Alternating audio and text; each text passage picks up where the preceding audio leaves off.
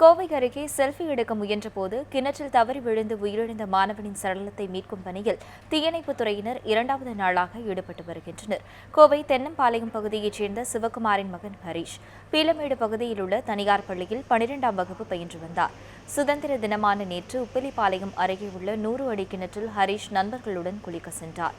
அப்போது கிணற்றின் சுவரில் நின்றிருந்தபடி செல்ஃபி எடுக்க முயன்ற ஹரீஷ் கிணற்றில் தவறி விழுந்ததால் நீரில் மூழ்கி உயிரிழந்தார். சக மாணவர்கள் அளித்த தகவலின் பேரில் தீயணைப்புத் துறையினர் மாணவரின் சடலத்தை தேடும் பணியில் ஈடுபட்டுள்ளனர். இரண்டாவது நாளாக இன்றும் தேடும் பணி நடைபெற்று வருகிறது.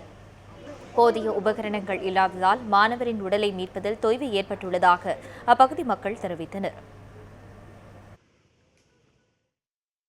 இந்த மாதிரி நிகழ்ச்சி நடக்காமல் இருக்கிறதுக்கு அண்டர் வாட்டர் கேமரா, அந்த எக்யூப்மெண்ட்டு, வேறு ஏதாவது எலக்ட்ரானிக்ஸ் எக்யூப்மெண்ட் எல்லாமே என்ன செலவானாலும் அதை வாங்கி வச்சு அதை மெயின்டைன் பண்ணி டிசாஸ்டர் மேனேஜ்மெண்ட்டு